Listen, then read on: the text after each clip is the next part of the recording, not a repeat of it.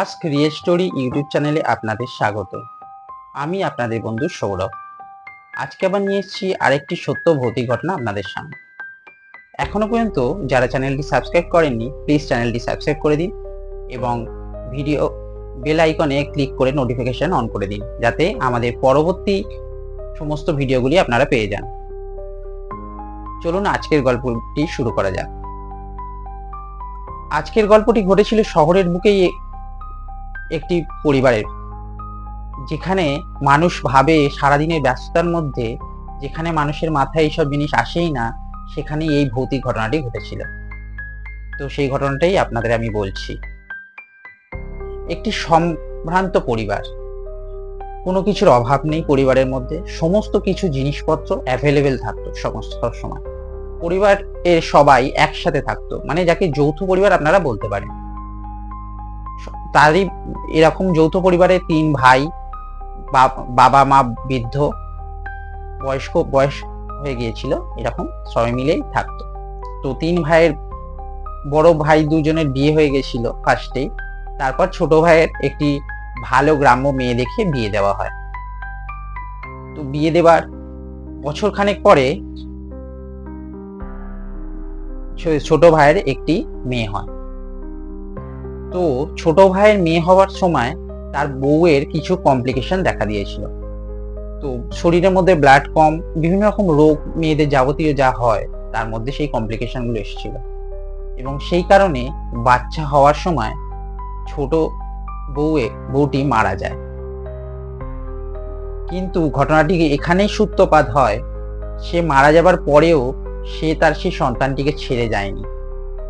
প্রতিদিন রাত্রির বেলা সে তার সন্তানের কাছে ফিরে আসতো। তার চিৎকার, আর্তনাদ, একটা হাহাকার, নিজের বাচ্চাকে কোলে না নিতে পারার যে কষ্ট, বুকের যন্ত্রণা, সেই কান্নার আওয়াজ অনেকেই শুনতে পেয়েছে সেই বাড়ির পাশ দিয়ে যারা যেত।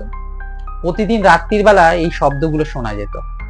আর ওই বাচ্চাটি ও যতক্ষণ ঘরের ভেতরে থাকতো ভালো থাকতো, ঘরের বাইরেই তাকে যখন নিয়ে যেত সে আর অস্থির বোধ করতো, মানে প্রচন্ড কান্নাকাটি করতো। কারণ ছোটবেলায় সে হওয়ার সময় তার মা মারা গেছিল, সে মায়ের ভালোবাসা পায়নি, কিন্তু সে ওই ঘরটির মধ্যে যেন এমন ভালোবাসা, মানে কি বোধ করতো, যেন একটা শান্তি বোধ, মানে সে এখানে গেলে যেন চরম শান্তির একটা বোধ করতো। কিন্তু সেই মায়ের তার বাচ্চার প্রতি যে করুণ আর্তনাদটা, চিৎকার, হাহাকার বারবার ভেসে উঠেছে, বহু মানুষ দেখতে পেয়েছে, শুনতে পেয়েছে, আজও হয়। সে তার সন্তানকে ছেড়ে যেতে পারেনি। সে প্রতিনিয়ত সন্তানকে বিভিন্ন বিপদ থেকে রক্ষা করেছে, কিন্তু তার কোনোদিন ক্ষতি করেনি। সে জীবিত ছিল না, কিন্তু বারে বারে সবাইকে আভাস দেয় সে সেখানেই আছে তার সন্তানের কাছে। সেই ঘরটিতে, যে ঘরটিতে তিনি থাকতেন মহিলাটি, সেই ঘরটিতে এখনো পর্যন্ত সুগন্ধ ফুলের একটি গন্ধ ভেসে আসে। এবং অনেকেই দেখতে পেয়েছেন যখন বাচ্চাটিকে ঘরে রাখা রয়েছে এরকম অবস্থায়, বাচ্চাটি একা শুয়ে আছে, হঠাৎ করে গিয়ে দেখছেন যেন তার জামা কাপড়কে গুছিয়ে রেখে দিয়েছে, বা হঠাৎ করে দেখছেন বৃষ্টি এসছে, জানলাগুলিকে দিয়ে দিয়েছে। বাচ্চাটি এইরকম অনেকে বোধ করেছেন, মানে তার আভাস এখনো বাড়ির মধ্যে বুঝতে পারা যায়। কিছু কিছু জিনিস ভয়ঙ্কর, ভূতের গল্প সবসময় ভয়ঙ্কর হবে তা নয়, কিছু কিছু করুণ পরিণতিও হয়। বিধাতার পরিহাসে তিনি জন্ম দেওয়ার সময় মারা গিয়েছিলেন রোগজনিত কারণে, কিন্তু তার যে বেদনার জন্য তিনি আজও ক্রন্দন করেন। তার পায়ের নুপুরের আওয়াজ অনেকে সারা রাত ধরে এখনো শুনতে পায়, সেই ঝমঝম আওয়াজ। অনেক পূজা অর্চনা করা হয়েছিল, কিন্তু সেই মা সন্তান তার বাচ্চাটিকে ছেড়ে যেতে পারেনি। অনেক চেষ্টা করার পরেও তার সম্ভব হয়নি। তিনি সেখানেই রয়ে গেছেন, যুগ যুগান্ত তার সাথেই থাকবেন আশা করা যায়।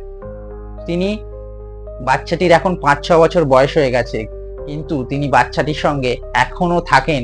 অনেকেই ফিল করে যে বাচ্চাটির সঙ্গে যেন আশেপাশে কে আছে, একটা সুগন্ধ, মিষ্টি গন্ধে ম্লান হয়ে থাকে যখনই বাচ্চাটার কাছে থাকে। আর বাচ্চাটাও সেই ঘরটির বাইরে বেরোলেই তার ক্রন্দন প্রচন্ড পরিমাণ বেড়ে যায়। সে যে ওই ঘরের ভেতরে যে কি শান্তি, যেন মায়ের কোলের মধ্যে শুয়ে আছে এরকম একটা চরম শান্তির মধ্যে থাকে। আজকের গল্পটা একটু অন্যরকম ছিল। ভালো লাগলে ভিডিওটিতে একটি লাইক এবং চ্যানেলটি সাবস্ক্রাইব করে দেবেন। আমরা সবসময় চেষ্টা করি সত্য ঘটনাগুলিকে আপনাদের সামনে তুলে ধরার, সত্য ভৌতিক ঘটনা যেটি মানুষের সামাজিক জীবনে সবসময় ঘটছে। আমাদের গল্পে এরকম কোনো জিনিস থাকে না যে ভূত উড়ে এসে মাথার উপর ধরে বসলো বা সাদা কাপড় পরে দাঁড়িয়ে আছে। আমরা বাস্তব সত্যিটাকে গল্পটায় তুলে রাখি। মানুষের প্রতি টান, ভালোবাসার জন্য মানুষ যে বারবার ফিরে আসে সেটাই প্রমাণ দেয় আমাদের গল্পের মধ্যে। আর আমরা বাস্তবটাকে আপনাদের সামনে বারবার তুলে ধরার চেষ্টা করি। যদি ভালো লেগে থাকে চ্যানেলটি সাবস্ক্রাইব করে দেবেন এবং ভিডিওটিতে একটি লাইক দিয়ে দেবেন। আবার দেখা হবে নতুন কোনো গল্প নিয়ে নতুন ভাবে। নমস্কার।